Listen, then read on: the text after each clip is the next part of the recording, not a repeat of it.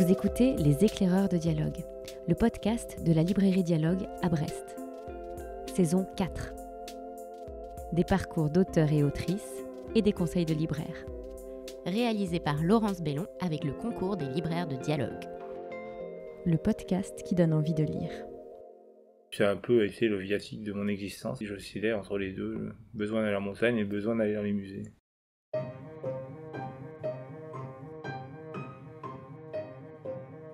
Un homme de la montagne. C'est peut-être d'abord par ces mots que l'on peut décrire l'auteur, dessinateur et peintre Jean-Marc Rochette. Il grandit à Grenoble et dès l'enfance, il vit un véritable choc esthétique lorsqu'il découvre le massif des Écrins. La beauté le frappe alors comme la foudre. Après s'être rêvé guide de haute montagne, il s'oriente finalement vers une carrière dans la bande dessinée suite à un accident de montagne à l'âge de 20 ans. D'Edmond le Cochon à La Dernière Reine, en passant par Coyote Mauve, Transperce-Neige et Aile Froide, de la bande dessinée à la peinture, sans oublier quelques incursions dans les dessins de presse, l'œuvre de Jean-Marc Rochette est riche et diversifiée. Depuis 2013 et l'adaptation de Transperce-Neige au cinéma, il connaît un véritable succès qui ne se dément pas, et son chemin artistique l'a mené notamment vers l'écriture, avec la publication d'un premier texte littéraire, Au cœur de l'hiver, en 2024. Au cours de ce double épisode des Éclaireurs de Dialogue, réalisé à l'occasion de la venue de Jean-Marc Rochette à la librairie pour une rencontre avec le public brestois, nous revenons sur les jalons de ce parcours et nous parlons du rapport à l'image et de la façon dont les récits naissent et dont le mouvement du dessin se crée. Nous plongeons aussi dans ces paysages qui l'ont forgé, ceux du massif des Écrins, dans lequel il est revenu s'installer en 2020 et qui est au centre d'Au cœur de l'hiver, récit d'aventure intimiste qui narre un hivernage dans un hameau coupé du monde, à 1600 mètres d'altitude. Bonjour Jean-Marc Rochette, et merci beaucoup d'avoir accepté cet entretien pour notre podcast Les Éclaireurs de Dialogue. Alors vous êtes peintre, auteur de bande dessinée et écrivain, et nous avons le plaisir de vous recevoir aujourd'hui à la librairie suite à la parution de votre premier texte littéraire, Au cœur de l'hiver. Vous nous en direz quelques mots au cours de notre échange, mais nous allons aussi revenir sur votre parcours, au centre duquel se sont toujours tenus la peinture et la montagne. Alors pour commencer, est-ce que vous accepteriez de nous dire quelques mots de votre enfance dans la ville de Grenoble, enfance durant laquelle vous avez vécu deux chocs esthétiques, la découverte de la peinture et celle de la haute montagne? Oui, alors j'ai habité à Grenoble, et puis dans un quartier qui s'appelait la Place Saint-Bruno. C'est un quartier assez populaire. Ma mère était veuve et moi j'étais fils unique, donc j'ai eu le temps de réfléchir, j'imagine. Et la chose qui m'est arrivée le plus évidemment, c'est la montagne, effectivement. Parce qu'à Grenoble, pour les gens qui connaissent, on est entouré de montagnes de partout, et c'est une ville très très plate, et les montagnes sont tout de suite plates partout. Et donc, j'étais attiré par ça, et puis la peinture, c'est une chose plus curieuse, parce que ma mère avait deux livres, un sur Van Gogh et un sur Pissarro, c'est tout, et je regardais ça, et je pense que ça m'a intéressé, ça m'a étonné, parce que je viens pas d'un milieu qui s'intéresse seulement à la peinture, mais je voyais ses œuvres, et puis voilà, je crois que ça m'a marqué, et ça a un peu été le viatique de mon existence. Après, j'oscillais entre les deux, besoin d'aller à la montagne et besoin d'aller dans les musées. Alors oui, parce que vous vous rêvez d'abord peintre, avant de réaliser que vous risquez de ne pas pouvoir en vivre, parce que c'est la peinture figurative qui vous intéresse, et à ce moment-là, elle est vraiment décriée, la mauvaise presse, et c'est à peu près à ce moment-là donc, que vous découvrez l'alpinisme avec un ami qui sera votre premier compagnon de cordée et qui vous met le pied à l'étrier, et puis à ce moment-là, vous décidez de devenir guide de haute montagne, vous enchaînez les voies et les sommets, jusqu'à ce jour de 1974. Vous avez 18 ans et vous voyez votre dernière heure arriver lors d'une chute impressionnante. Et à ce moment-là, une certitude vous traverse, je ne peux pas mourir, je suis fait pour dessiner. Alors, dans quelle mesure est-ce que cette scène a été fondatrice pour vous? Est-ce qu'on peut dire qu'elle a tracé votre chemin de manière irrévocable? Oui, il y a un avant et après, enfin il y a eu deux avant et deux après, mais ça c'était la première chose. C'est vrai qu'effectivement j'ai fait une chute en face nord d'Aile Froide qui aurait dû vraiment mal se terminer. Et en fait c'est une glissade, c'est pas une chute directe, c'est une glissade sur de la neige. Donc on a plus le temps de réfléchir, parce qu'une chute directe, Je crois qu'on est tout de suite en bas. Et là, je me suis vu partir et je me suis dit, bon, ben, je pensais que ça allait mal se terminer parce que c'est un endroit qui est quand même très haut, c'est près de 4000. Et puis finalement, ça s'est pas mal terminé. Enfin, il y a eu Et pendant que je glissais, effectivement, je me suis dit, tu peux pas mourir maintenant. Tu vas dessiner. Alors c'est curieux parce qu'on aurait pu, je pourrais pu penser, j'aurais pas d'enfant ou c'était assez absurde d'ailleurs. Mais ça m'a quand même marqué parce qu'une fois que je suis arrivé en bas, je me suis dit mais qu'est-ce qui m'a traversé la tête là, cette histoire de dessin alors que de fait j'étais pas si doué que ça en dessin.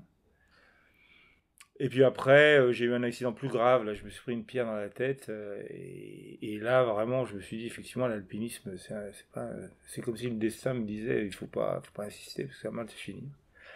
Et là, je me suis mis, effectivement, à m'intéresser au dessin, à la bande dessinée en particulier. On était au milieu des années 70. Et c'était la grande explosion de la BD.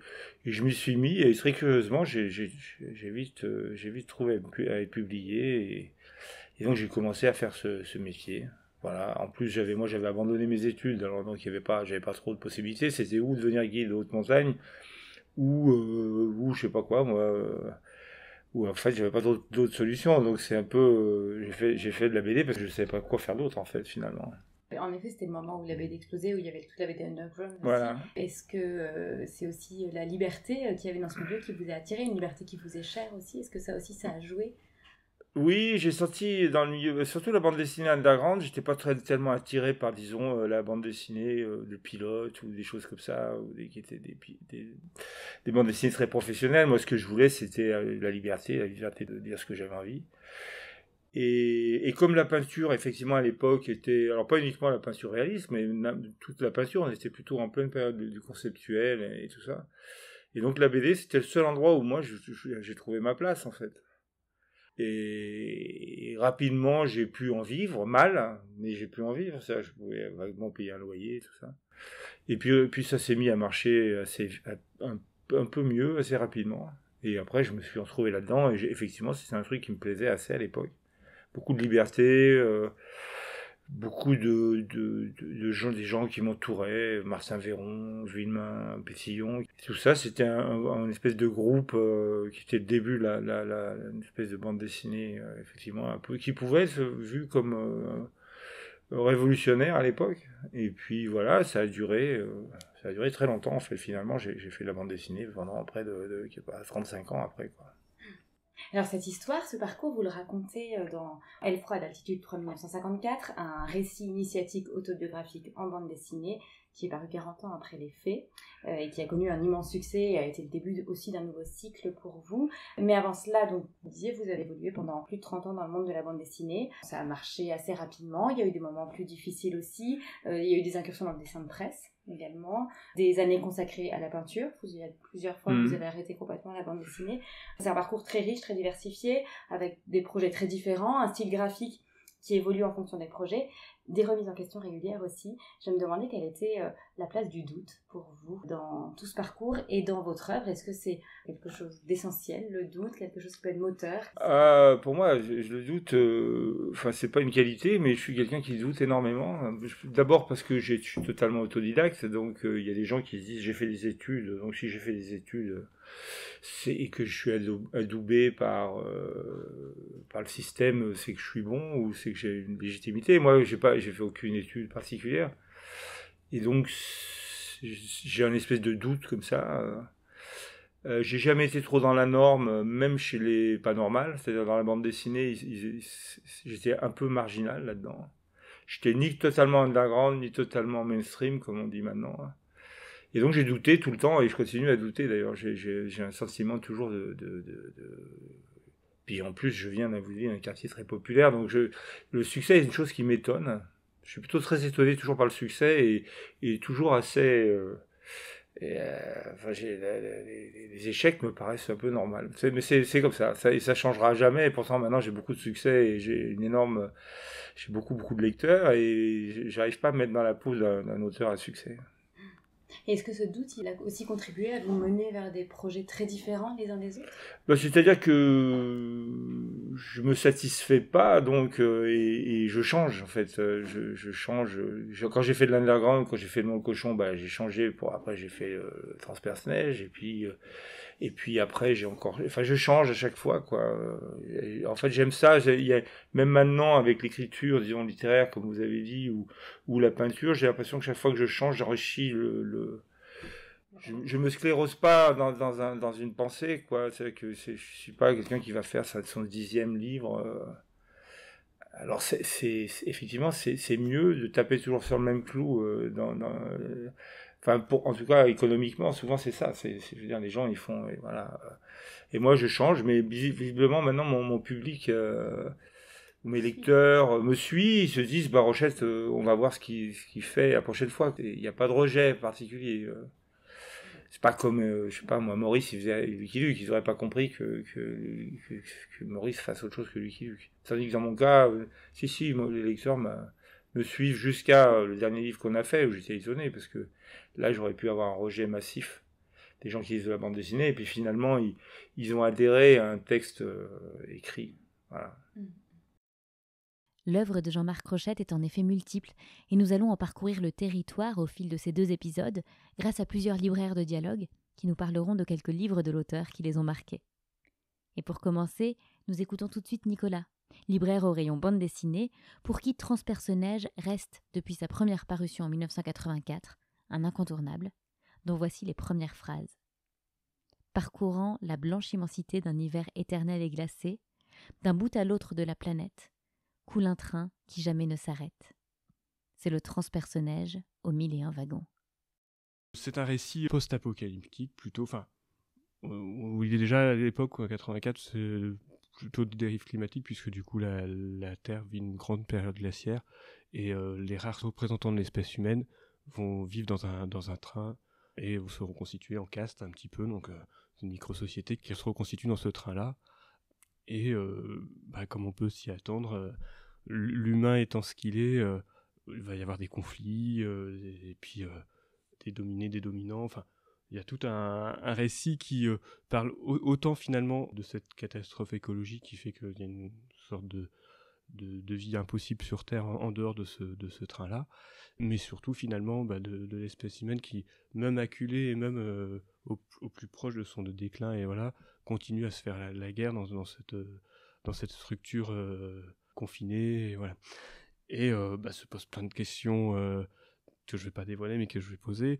Qu'est-ce qu'on mange dans ce genre de circonstances? Comment on assoit un pouvoir sur d'autres personnes dans ce wagon? Donc ouais, récit très fort qui, je le trouve, moi, est toujours très d'actualité finalement, puisque comme je le disais précédemment, ça date de 84, mais quand on fait le bilan actuel, c'est des préoccupations qui nous touchent, je pense, au plus haut point, tout ce qui va être réchauffement climatique. Qu'est-ce qu'on laisse comme nature aux générations à venir, etc. Donc il y a déjà des choses un peu comme ça posées. C'est un récit, je pense, qui a le mérite d'être découvert ou redécouvert pour ceux qui l'ont déjà lu, mais voilà, c'est toujours un choc. C'est âme sensible, peut-être s'abstenir, il y a des choses vraiment dures, et voilà, c'est un récit assez pessimiste, hein, mais avec des questions de fond importantes. Au niveau du graphisme, c'est un noir et blanc, avec des nuances de gris en lavis qui rajoutent à cette ambiance pesante et froide. Enfin ouais, on est dans un récit assez qui a du coffre, qui prend un peu aux tripes et qui est admirablement mis en image par Rochette, qu'on connaît par la suite pour des récits toujours autour de décors enneigés, mais dans des choses un peu différentes, avec Elfroide notamment, où on est sur de l'alpinisme, on n'est pas du tout sur ce genre de registre, mais on sent que c'est un homme de la montagne, et du coup ça se sent dans la façon dont il a de dépeindre ces décors-là. Donc ouais, c'est très très beau récit, vraiment très beau. Je vous le conseille vivement.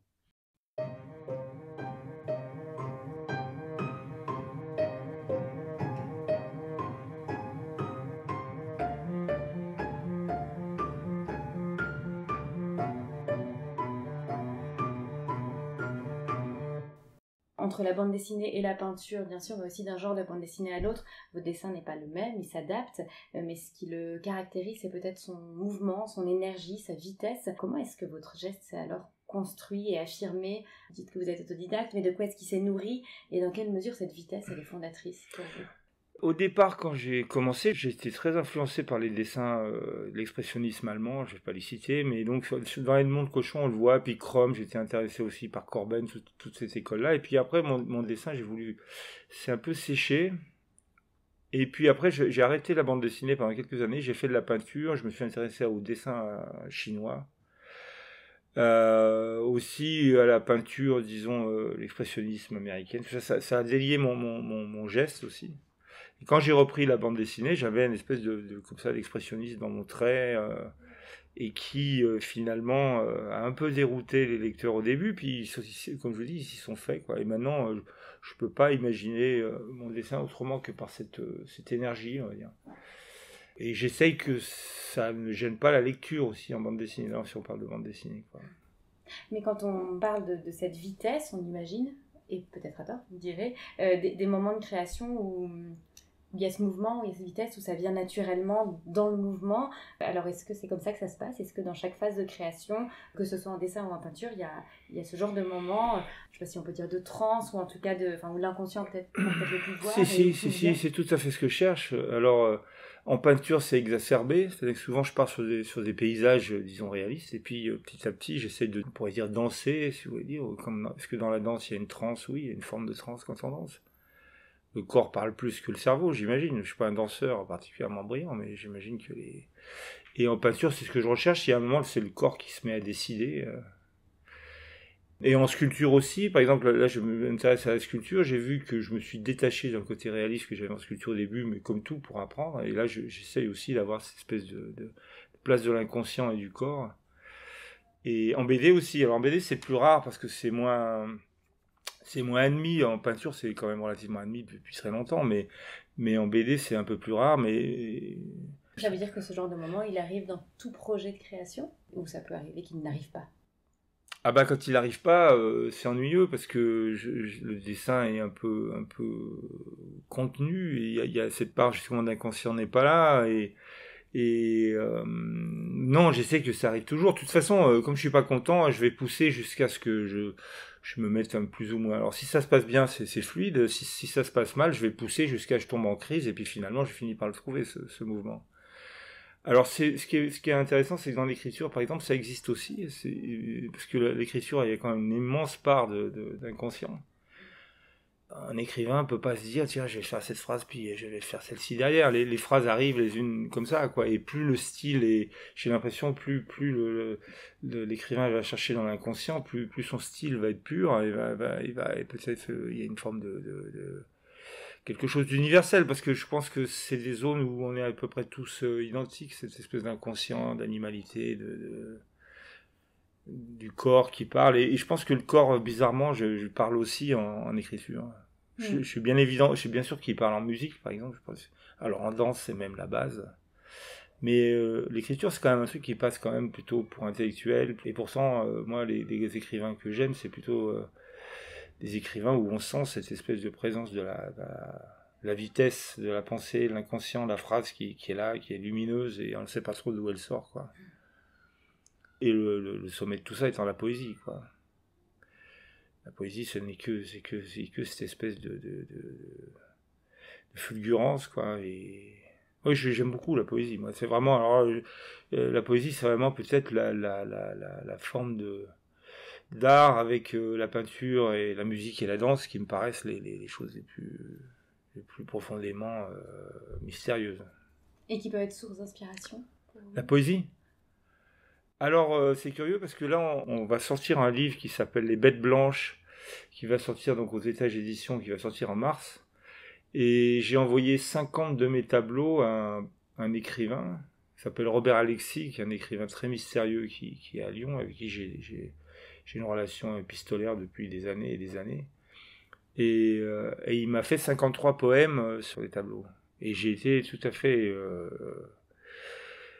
on pourrait même dire bouleversé, parce que alors que c'est de la peinture assez abstraite, moi je sais à peu près ce qu'elle représente, mais les poèmes de ce poète sur mes peintures apportent vraiment quelque chose d'éclairant.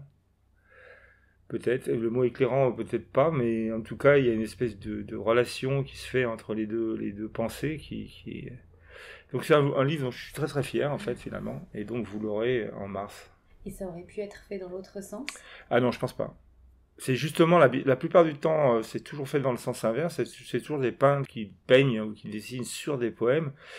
Et je trouve tout ça toujours un peu décevant, parce qu'il y a toujours un côté illustratif. Tandis que sur un dessin qui est un peu flottant, sur une peinture qui est flottante, qui est elle-même chargée d'inconscient, le fait qu'on pose un poème dessus, c'est beaucoup moins restrictif pour le poète. C'est-à-dire que si un poème parle de nuages, le dessinateur va faire des nuages. Alors que dans l'autre sens, le poète peut partir sur les nuages. Il peut parler de sa femme, par exemple, ou de sa peur de la mort. Enfin, peu importe. Je veux dire, c'est simplement un substrat.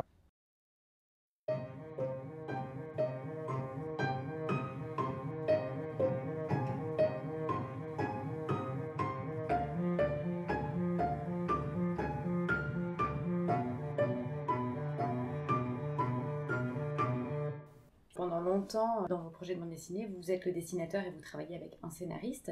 C'est le cas par exemple du Transpersonnage, série pour laquelle vous avez travaillé avec plusieurs scénaristes. Est-ce que les lignes bougent d'un projet à l'autre? Est-ce que la construction du récit n'est véritablement une collaboration?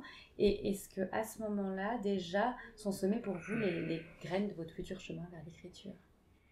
Alors, bon, pour faire une explication assez courte, c'est que moi j'étais dyslexique, donc j'avais un rapport extrêmement conflictuel avec l'écrit quand j'étais enfant.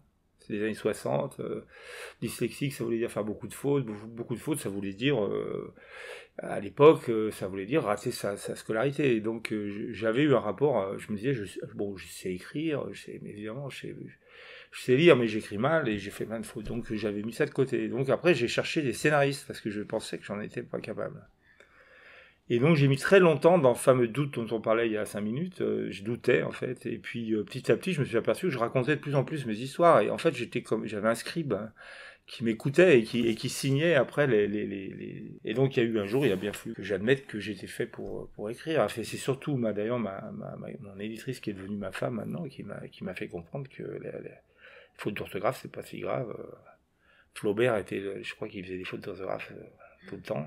Et pourtant, Flaubert, c'est le plus grand styliste français, donc je ne me compare pas à Flaubert, mais le fait de faire des fautes d'orthographe qui m'avait... En fait, maintenant, je prends des correcteurs. Et donc après, j'ai commencé à faire des scénarios, et puis avec des co-scénaristes, parce que j'avais besoin d'être assuré, ce qui était absolument aberrant, mais j'ai fait ça, et puis après, j'ai décidé que j'avais plus besoin de personne, et puis j'ai fait les 2 dernières bandes dessinées sont totalement seul, et puis après j'ai carrément écrit un livre. Alors là, pour moi c'était le comble de la réussite d'écrire.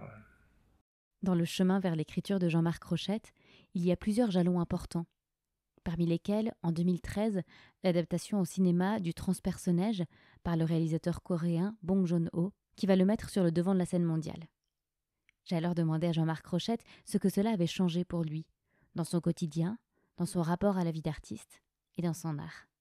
En fait, le Bong Joon-ho a tout changé. En fait, moi, j'étais parti en Allemagne, je peignais, on va dire, dans mon coin, et puis d'un seul coup, l'édition s'est intéressée à moi à nouveau, quoi.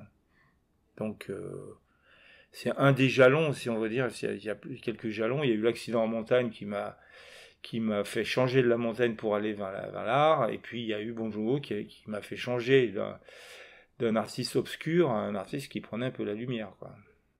Et puis 4 ans plus tard, en 2017, vous décidez de raconter donc votre propre histoire dans un roman graphique. C'est La naissance d'Aile froide que vous co-scénarisez avec Olivier Bocquet. Ça marque aussi votre retour au paysage qui a marqué votre enfance, donc le massif des Écrins.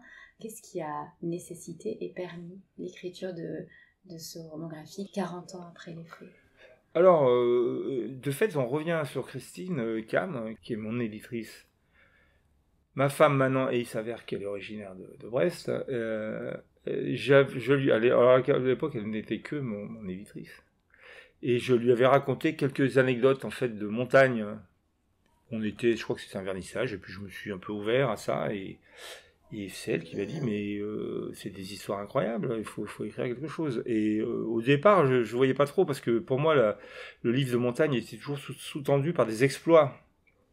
Des vrais exploits, c'est-à-dire l'Everest, en solo, sans oxygène, ou des choses comme ça. Parce que j'avais un peu ça dans la tête, moi, quand j'étais plus jeune. Et comme je n'avais pas fait d'exploits de ce niveau, je ne voyais pas pourquoi est-ce que je raconterais des histoires de montagne. Et elle m'a dit, non, ce qui est intéressant, c'est plutôt le parcours, ton parcours, quoi. Et donc, c'est comme ça que j'ai décidé de faire Elle froide. Et donc, j'étais pas sûr, donc j'ai pris un co-scénariste. C'était pas si mal, parce qu'en fait, je crois que mon histoire était encore plus dure que ce qu'on a raconté. Et le fait d'avoir un co-scénariste, je pense que ça a mis une espèce de filtre entre ma vie réelle et ce que je voulais raconter. Je pouvais pas tout lui raconter, en fait. J'aurais pu l'écrire comme ça, dans la solitude d'un atelier, mais quand je l'avais lu en face, surtout que c'était pas particulièrement un ami, en fait, j'avais un regard extérieur. Donc ça m'a servi quand même. Et puis, ce bouquin, alors, contre toute attente, parce qu'au départ, les livres de montagne, ça marche sans plus. Et là, ça a trouvé un public. Ça, c'était aussi, alors là, pour le coup, ça a tout changé. Alors là, ça a vraiment changé ma carrière. Là, vous faites un pas de plus vers l'écriture à ce moment-là. Voilà. Est-ce que le processus est le même, le processus de création? Est-ce que l'image arrive quand même avant le texte? Ah non, je pense que ce qui passe avant tout, c'est l'histoire. Et d'ailleurs, le processus créatif de bande dessinée, c'est un peu triste, parce que on écrit une histoire, on la storyboard, c'est-à-dire qu'on fait un dessin très rapide, mais à la limite, on a tout dit, là.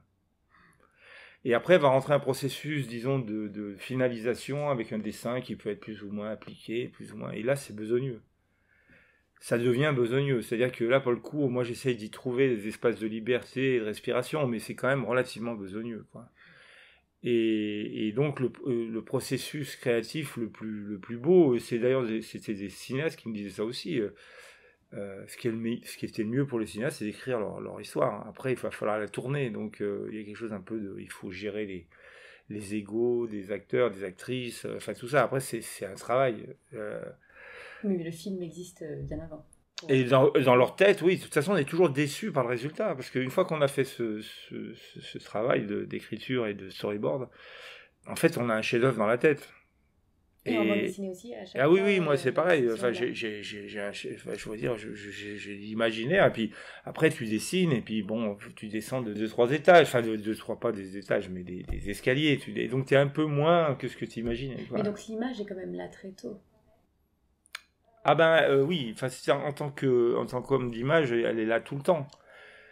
D'ailleurs, je pense que dans mon récit Au cœur de l'hiver, on voit un homme d'image, puisque je vois des images et je les décris. Mais je les décris, mais je ne les dessine pas, ou je les peins pas. Ou... Je suis un homme d'image. De toute façon, l'homme est un animal d'image.